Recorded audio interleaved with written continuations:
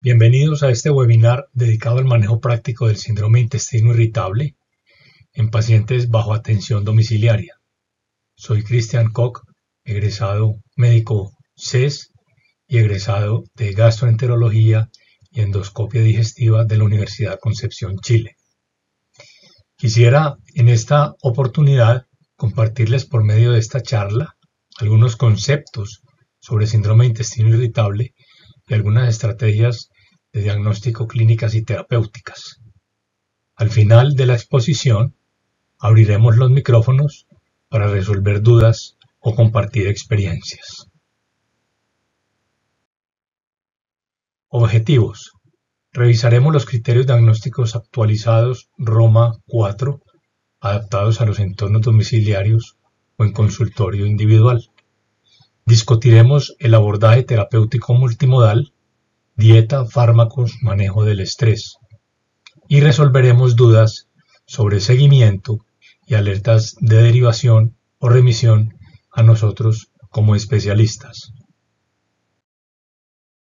Para comenzar, haré una corta introducción al tema.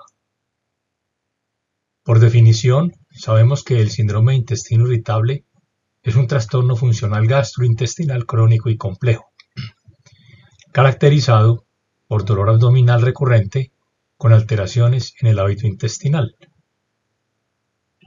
alternancia entre diarrea, estreñimiento o ambos, sin evidencia de un daño estructural en sí o bioquímico que sea detectable.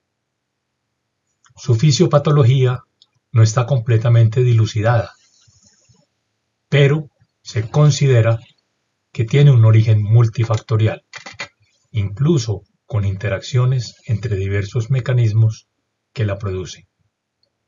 Presenta una prevalencia global de un 10 a 15% en la población y es una entidad que se presenta más comúnmente en mujeres que en hombres en una relación 2:1. Realmente este diagnóstico genera un gran impacto negativo en lo relacionado con calidad de vida, costos sanitarios e incapacidades laborales. Dentro de los mecanismos clave que se pueden aducir o que producen o que predisponen al síndrome de intestino irritable, se conocen una alteración de la motilidad intestinal que incluye hipersensibilidad visceral, refiriéndose al dolor, o contracciones anormales, que son lentas, que se traducen en una constipación, o que pueden ser rápidas, que se traducen en fenómenos de diarrea. Eje intestino-cerebro, asociado y ocasionado más que todo por eventos de factor emocional, como estrés, ansiedad y depresión como principales factores desencadenantes. Microbiota intestinal, en sí la disbiosis y su rol con los síntomas. Por ejemplo, producción de gases, bloating, que podría traducirse como un entamboramiento en nuestro medio, o flatulencias. Inflamación de bajo grado, confirmados por un aumento de mastocistos, séricos y citoquinas en relación con el sistema inmunológico. Factores genéticos o polimorfismos manifestados en genes relacionados con la serotonina. Como novedades, podemos concentrarnos a estudios recientes en la literatura médica evidente sobre el papel de la infección postviral, actualmente en el COVID-19, o en la producción de un síndrome de intestino irritable postinfeccioso, principalmente posterior a un episodio de una gastroenteritis bacteriana. Esta gastroenteritis bacteriana actúa como un factor desencadenante de toda esa cascada de síntomas que se presentan en el síndrome de intestino irritable. Diagnóstico. Pienso que debemos enfocar el diagnóstico yendo más allá de los criterios de Roma 4 que acabamos de analizar. Criterios de Roma 4, 2016, dolor abdominal recurrente que se presente más de un día por semana en los últimos 3 meses, asociado a cambio en la frecuencia de las deposiciones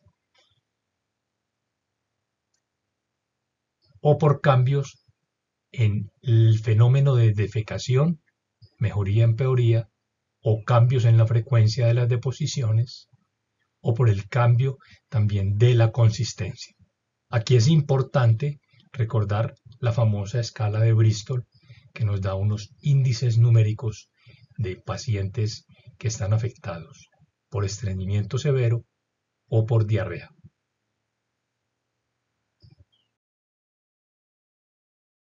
Se deben tener en cuenta otros subtipos clínicos en el diagnóstico del síndrome de intestino irritable, y son el síndrome de intestino irritable de predominio estreñimiento o constipación, SIE o SIC, en la que Bristol la denomina como unas heces de tipo 1 a 2. En segundo lugar está el síndrome de intestino irritable diarrea o SID, en la cual Bristol nos ayuda con su clasificación a definirla como tipo 6 o 7. Y también no podemos olvidar el síndrome de intestino irritable mixto con alternancia o intermitencia entre estreñimiento y diarreas. Es fundamental tener presente el diagnóstico diferencial clave y siempre tenemos que tener en cuenta los síntomas de alarma o los signos de bandera roja que podemos excluir dependiendo de cada historia clínica. El sangrado rectal, cuando tenemos un paciente con un sangrado rectal y con anemia, lo podemos enfocar en este nivel de atención domiciliario, prácticamente solicitándole una colonoscopia y un hemograma. Cuando tenemos un paciente con una historia clínica de pérdida de peso no intencional, lo indicado sería enviarle su hemograma con su PCR, realizarle una calprotectina fecal y solicitar una tomografía axial computarizada con contraste. Recordar siempre pedir creatinina. En pacientes que tienen una historia familiar de cáncer de colon y recto, definitivamente está indicada en primer lugar realizar la colonoscopia total. Y recordar que cuando se presentan síntomas nocturnos, es decir, estos pacientes que los despierta la distensión o el dolor abdominal tipo cólico en las noches, hay que descartar enfermedades orgánicas, dentro de las cuales figuran las enfermedades inflamatorias intestinales, o la enfermedad de Crohn, o la colitis ulcerativa, o las colitis inespecíficas. Y por supuesto, no olvidar la posibilidad de descartar celiaquías. En Colombia, la enfermedad celíaca es más bien escasa, pero hay síndromes muy parecidos que mejoran bastante con el soporte nutricional. Existen unos biomarcadores útiles, uno de los cuales lo acabamos de mencionar, y es la calprotectina fecal. Es un parámetro importante que nos guía para descartar una enfermedad inflamatoria intestinal de un síndrome de intestino irritable. Valor normal por debajo de 50 microgramos por gramo, con una sensibilidad, o sea, posibilidad de detectar y una especificidad o posibilidad de descartar de un 85% o más. Otro biomarcador es la PCR fecal. Es una alternativa si no se encuentra calprotectina en el medio. Pero en Colombia su uso es bastante restringido a ciertos laboratorios y es bastante costoso. Poco se utiliza en nuestro medio. Test de hidrógeno expirado, sobrecrecimiento bacteriano, intolerancia a la lactosa. Estos test que se utilizan expirando en un frasquito tienen un uso más bien limitado, es costoso y su uso está bastante controvertido y es bastante criticado porque parece que la microbiota es diferente por la mañana, por la tarde y también depende mucho de la ubicación geográfica y del momento en que se le toma la muestra al paciente. Entonces es bastante criticado.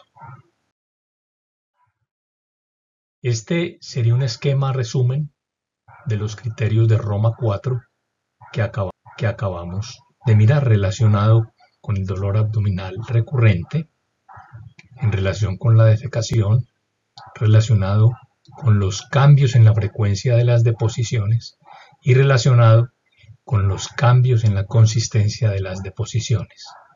Estos criterios tienen que estar presentes al menos 3 meses en los últimos 6 meses, a manera de conclusión.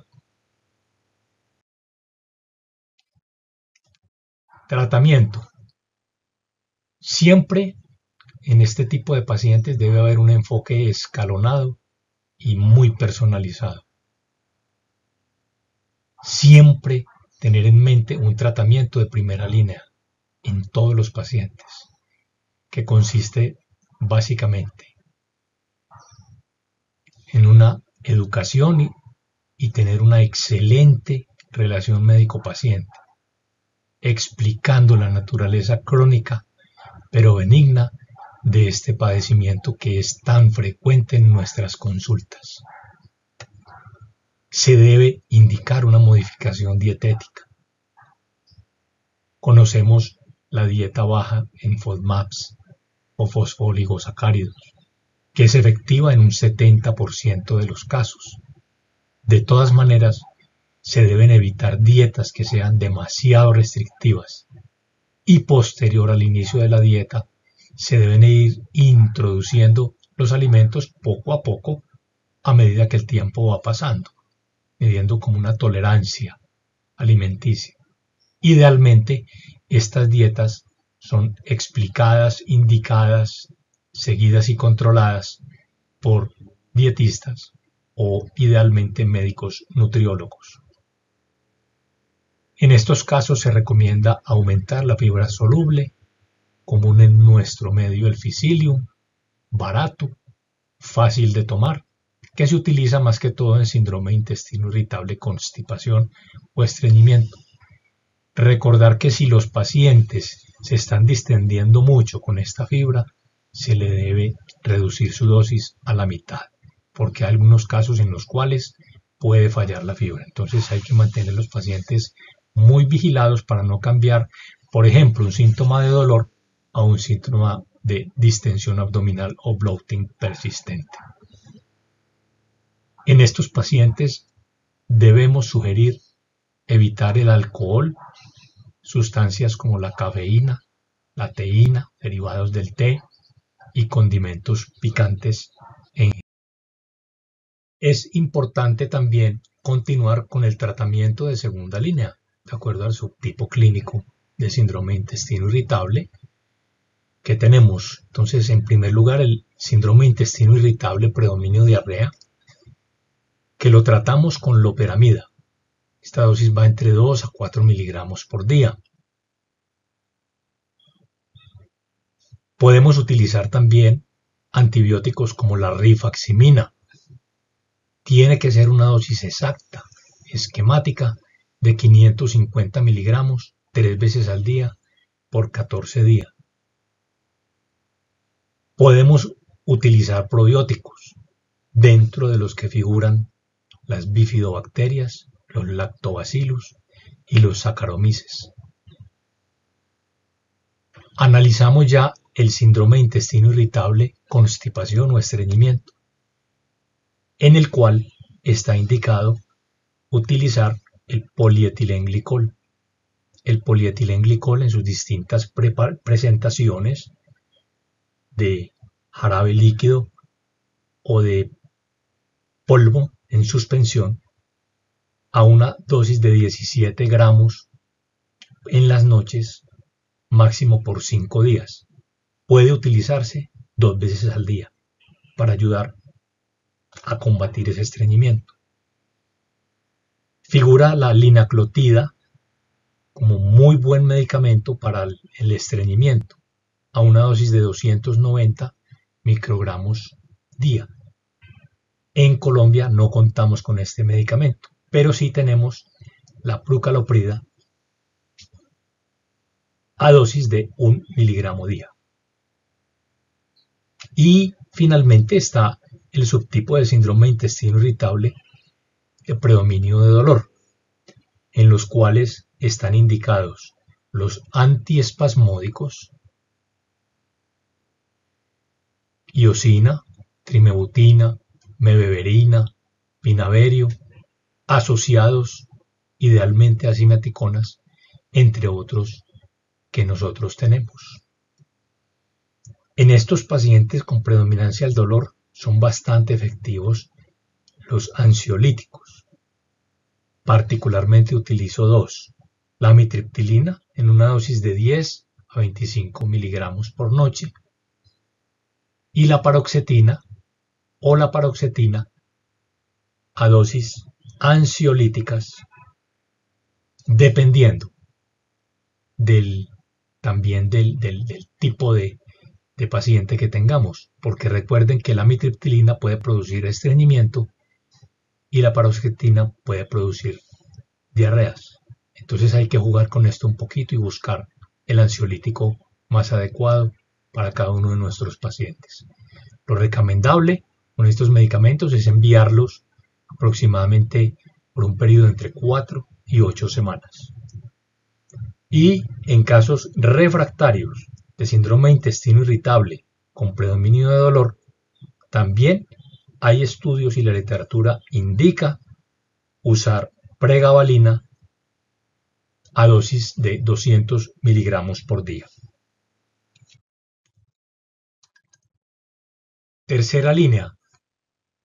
Ya estos tratamientos de tercera línea se tratan de unos enfoques que son más innovadores, conocidos algunos y otros nuevos, entre los que figuran la psicoterapia de apoyo, la terapia cognitivo-conductual e incluso puede estar indicado en estos pacientes refractarios poder ser necesario de tener una consulta con psiquiatras serios y bien preparados en la parte de hipnosis dirigida a intestino o gut direct. Uso también de los neuromoduladores. Hay uno que se llama eluxadolina, es un agonista opioide. No contamos con él en Colombia. No es exactamente un neuromodulador, pero actúa parecido. De ahí por eso les coloco que es como un pseudomodulador. Y también está indicado en estos pacientes refractarios el uso de trasplante de microbiota fecal. Este uso de este trasplante de microbiota fecal está aún bajo investigación y está muy indicado para casos seleccionados que sean muy refractarios. Hay situaciones especiales en el síndrome de intestino irritable. El síndrome de intestino irritable postinfeccioso, que se presenta luego de una gastroenteritis, creo que ya lo habríamos mencionado, y son pacientes que están en un riesgo elevado de terminar con una infección intestinal o pacientes que hayan tenido infección intestinal, mejor dicho, con un Campylobacter jejuni o o pacientes por salmonela. Aquí está indicado utilizar también probióticos y rifaximina si hay sospecha de un sobrecrecimiento bacteriano intestinal o SIBO. En caso de síndrome de intestino irritable, con un paciente con ansiedad o depresión, crisis bipolares o maníaco-depresivas, podemos considerar el uso de sertralina, escitalopram, amitriptilina, paroxitina en dosis como ansiolíticos en pacientes que tengan alguna comorbilidad psiquiátrica.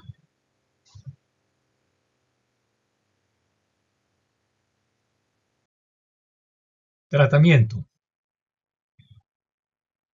En primer lugar, antibióticos indicados. Ya vimos la rifaximina, que se utiliza para pacientes que son productores más bien de gas hidrógeno, que se presentan más en América Latina.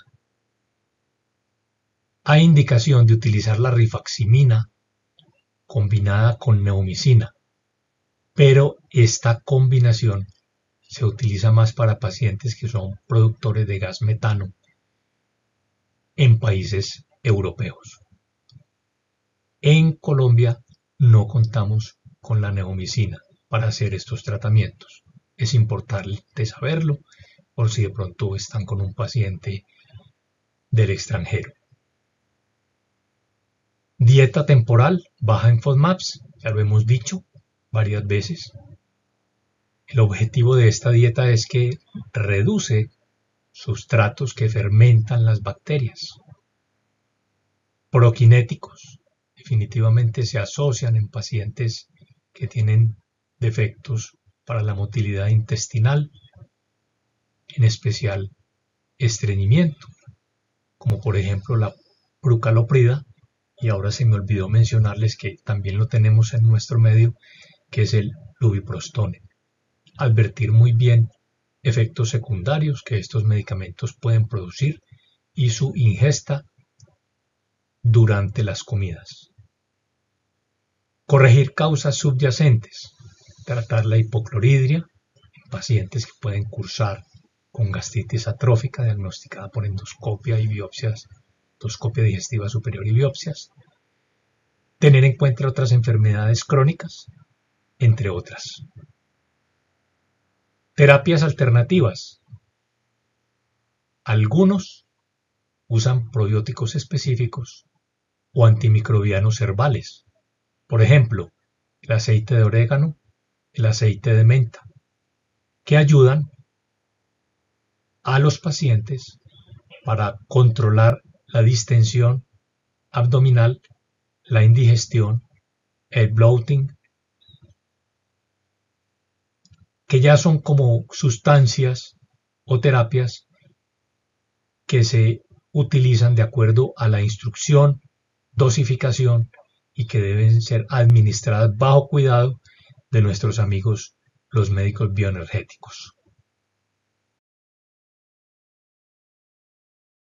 Cuando hablamos de complicaciones, es importante aclarar que el síndrome de intestino irritable en sí no causa complicaciones orgánicas graves, como cáncer, pero un manejo inadecuado de ese síndrome de intestino irritable podría o puede generar problemas significativos, como cuáles: una mala absorción crónica y una desnutrición como consecuencia, o una deshidratación, que son fenómenos que se dan más por restricción de dietas excesivas o que sean unas dietas poco equilibradas. Osteoporosis también se puede presentar por déficit de vitamina D y calcio. Y también pues estos síndromes de intestino irritable que son bastante frecuentes, muchas recurrencias, y que se presentan más en los pacientes a los cuales no se le manejaron bien todos los factores predisponentes. Esa es una de las causas importantes.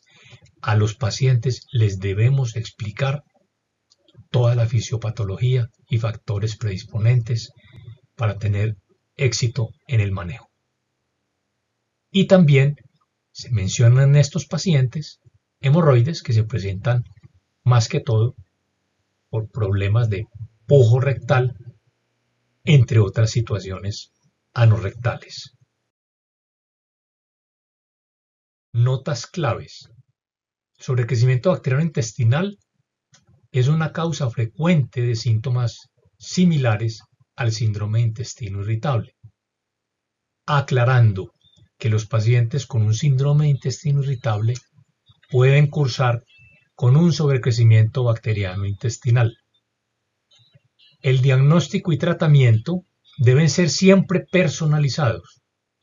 Se debe realizar una historia clínica completa con antecedentes personales, antecedentes familiares y realizar un examen físico que ojalá incluya el tacto rectal.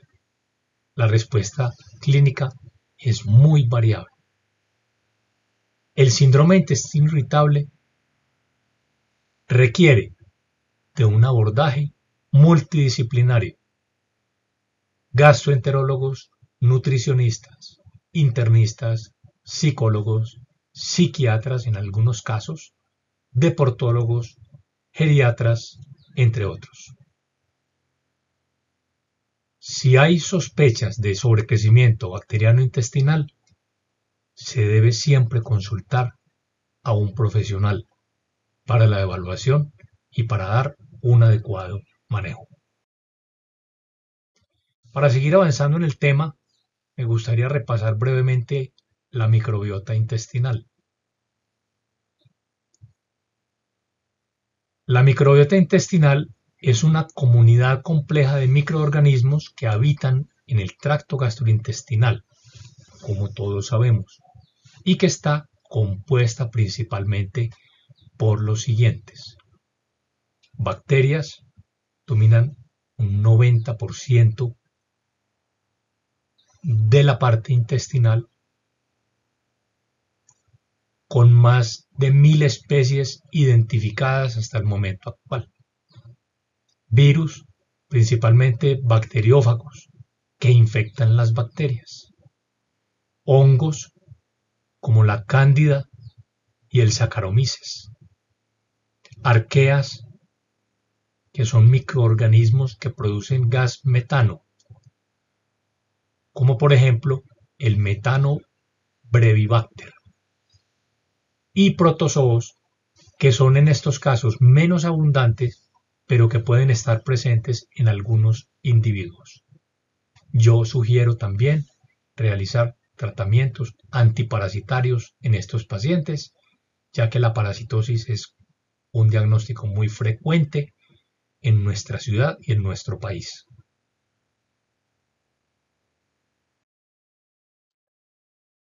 Principales filos o grupos. Los filos son unos grupos de bacterias dominantes. Se sabe que existen los firmicutes, como son el Clostridium, Lactobacillus, que están relacionados con la absorción de energía y obesidad. Bacteroidetes, como los bacteroides. Estos microorganismos degradan carbohidratos complejos y fibra. Actinobacterias, como los Bifidobacterium, que son importantes en la salud infantil y la síntesis de vitaminas. Proteobacterias, por ejemplo la Escherichia, incluyen todos los que son patógenos oportunistas. Verrucomicrobia, por ejemplo el Akkermansia muciniphila, asociados a la integridad de la mucosa intestinal. Y también es importante, redundando un poquito más, saber que existen algunos factores que influyen en la composición de toda esa microbiota. La dieta, cuando esta dieta, sobre todo cuando es alta en fibra, aumenta bacteroidetes y productores de ácidos grasos de cadena corta. Cuando es una dieta alta en grasas y procesados, favorece el crecimiento de firmicutes y de disbiosis en general. Y hay que tener en cuenta también el factor de la edad. Los bebés o los infantes tienen dominancia de Bifidobacterium y en adultos la diversidad de estos Bifidobacterium es muchísimo más amplia. Y no podemos olvidar también la genética o los medicamentos que alguien pueda estar tomando. Este es un gráfico que muestra la microbiota intestinal que la acabamos de describir. Los probióticos pueden ser beneficiosos para el síndrome de intestino irritable. Su efectividad varía definitivamente según la cepa que se utilice o cepas y según los síntomas individuales de cada caso. Aquí les resumo lo que ustedes deben reaprender, digámoslo así. Algunos beneficios en el síndrome de intestino irritable, entonces figuran regulación del tránsito intestinal, cepas como Bifidobacterium infantis o Lactobacillus plantarum pueden ayudar a equilibrar la microbiota y reducir edema, hinchazón o gases o alteraciones en el ritmo intestinal, estreñimiento o diarrea. Los estudios e investigaciones sugieren mejoría en síntomas globales, especialmente en el subtipo de síndrome de intestino irritable con predominio de estreñimiento o mixto. Reducción de la inflamación abdominal. Algunos probióticos modulan la respuesta inmune en el intestino, lo que puede disminuir la hipersensibilidad visceral o el dolor abdominal. Protección de la barrera intestinal. Cepas como el hongo Saccharomyces boulardii, que es un probiótico de levadura, podrían fortalecer la integridad de esa mucosa intestinal.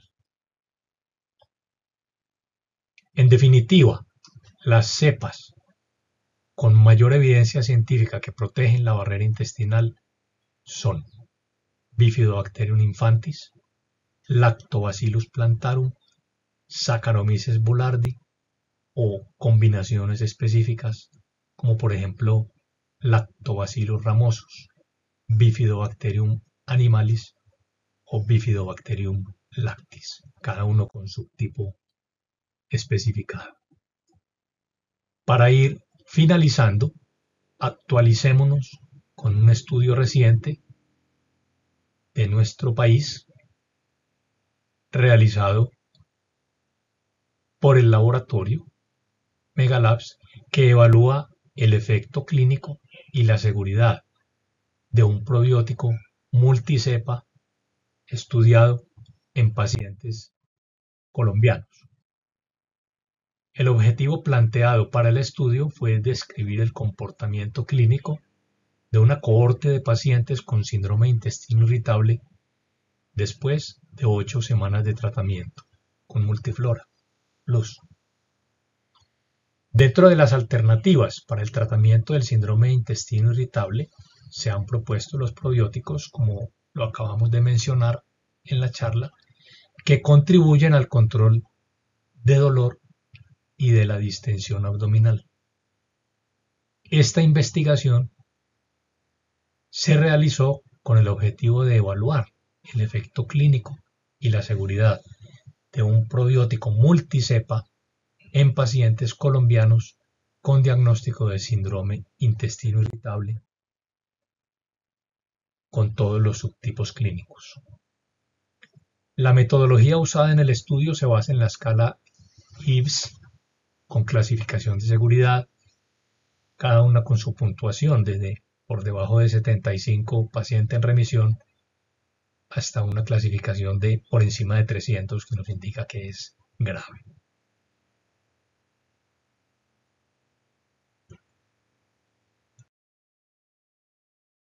Se utilizó como metodología la escala de Morinsky-Green, la cual nos habla sobre la adherencia de los pacientes al tratamiento, cada uno analizando 4 preguntas y el paciente colocando 4 respuestas correctas.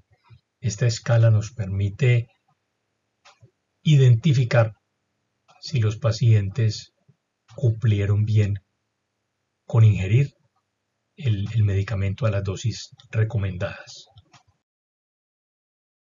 El método que se utilizó para el estudio de esta investigación fue la observación de antes y después, basado en el registro de 80 pacientes con diagnóstico de síndrome de intestino irritable, a quien su médico les prescribió probióticos multicepa durante 8 semanas, con algunas exclusiones.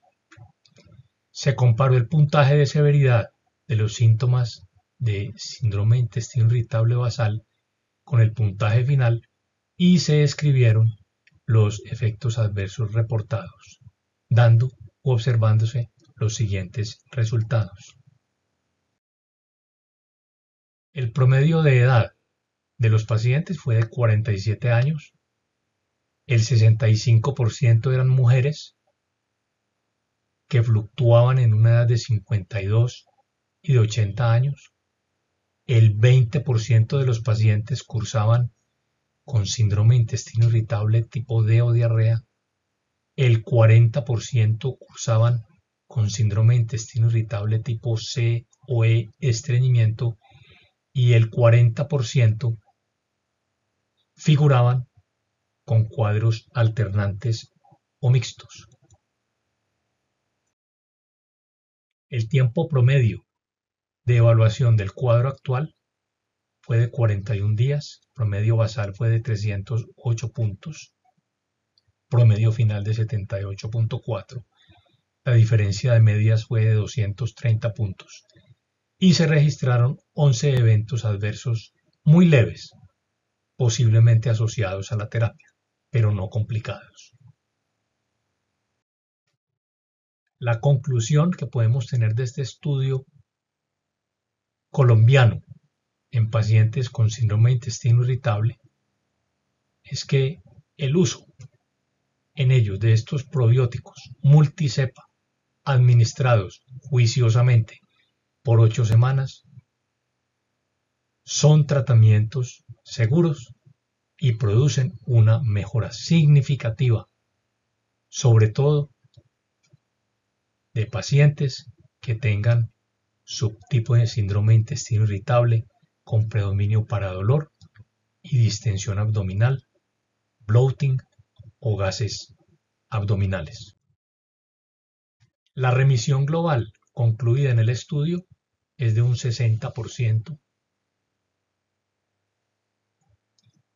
un 73% mejoraron de su distensión abdominal y un 75% mejoraron del dolor abdominal, por lo que concluimos que el buen uso de probióticos en conjunto a las otras terapias que bien describimos en la charla produce definitivamente mejoría en los pacientes con síndrome de intestino irritable, así no haya o no exista actualmente una curación total. Después de las 8 semanas, la adherencia completa alcanzó un 63% y la mejoría en la calidad de vida de los pacientes fue de un 60% aproximadamente. Mensajes para llevar a casa. Los siguientes son los mensajes y conclusiones detalladas para el manejo del síndrome de intestino irritable. Adaptación dietética personalizada con una dieta baja en FODMAPs, reduciendo carbohidratos fermentables, por ejemplo cebolla, ajo, legumbres, otras temporalmente y ojalá siempre bajo supervisión profesional. Fibra soluble, incorporar avena, psyllium o linaza, según su gusto, para regular tránsito intestinal, especialmente útil en el síndrome de intestino irritable con predominio estreñimiento. Evitar desencadenantes comunes como la cafeína, alcohol, picantes, edulcorantes artificiales o el sorbitol, y evitar alimentos grasosos o fritos. Hidratación adecuada. Beber de 1,5 a 2 litros de agua al día, ajustando según síntomas. Evitar de todas maneras excesos así el paciente tenga diarreas.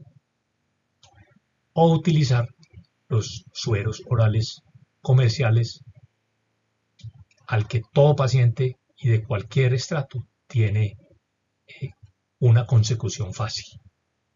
Comidas fraccionadas consiste en brindar pequeñas porciones, enseñarle a ese paciente a masticar lentamente y a evitar comer bajo estrés, como decimos nosotros vulgarmente, no tragando entero.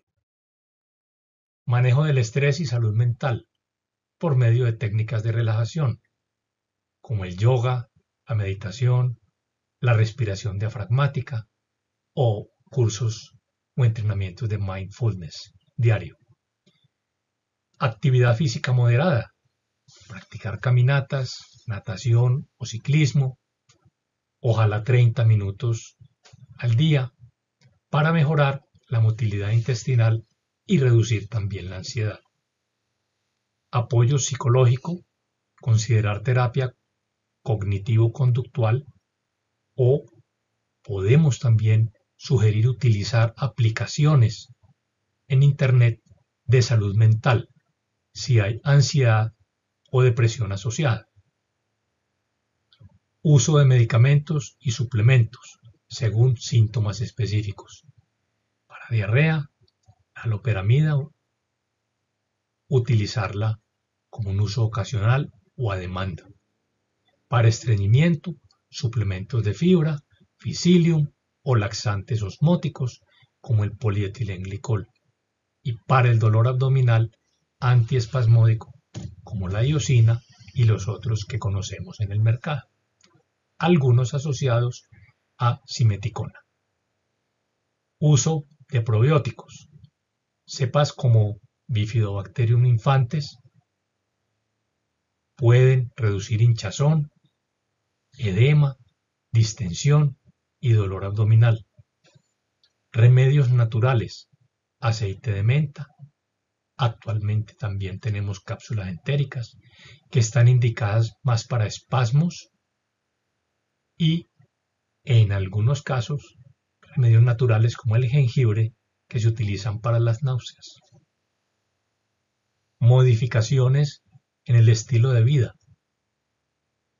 con rutinas regulares, horarios fijos para comida y sueño que vaya entre 7 y 9 horas nocturnas.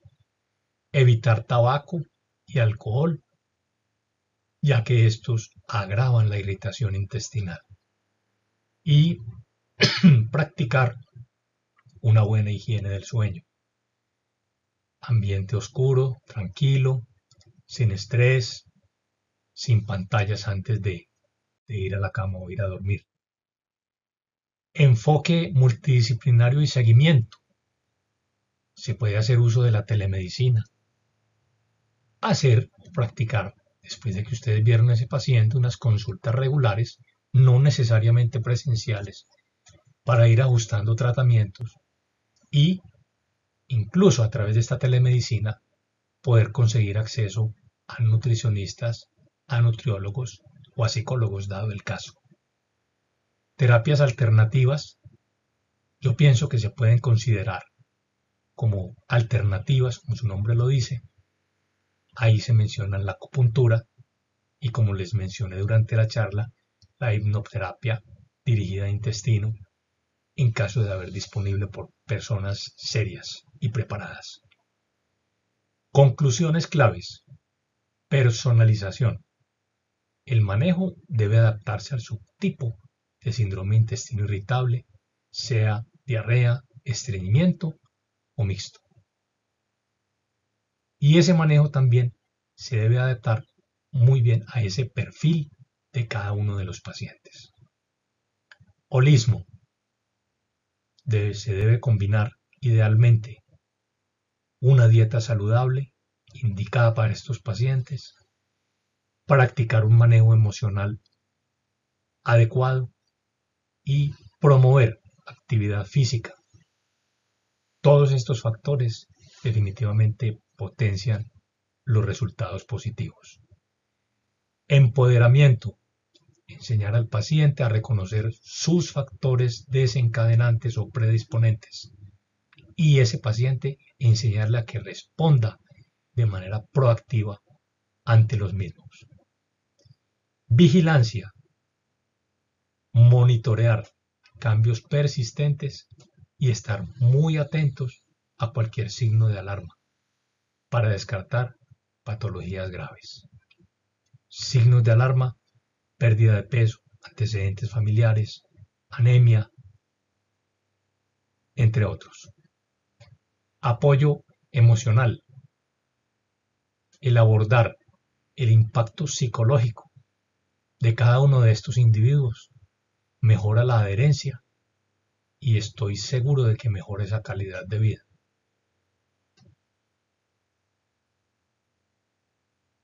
Se debe hacer una implementación práctica relacionada con la dieta.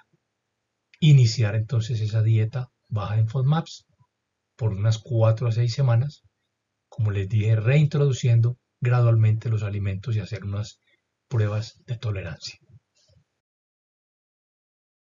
Muchas gracias por su atención. En este momento abrimos un espacio para preguntas o compartir experiencias.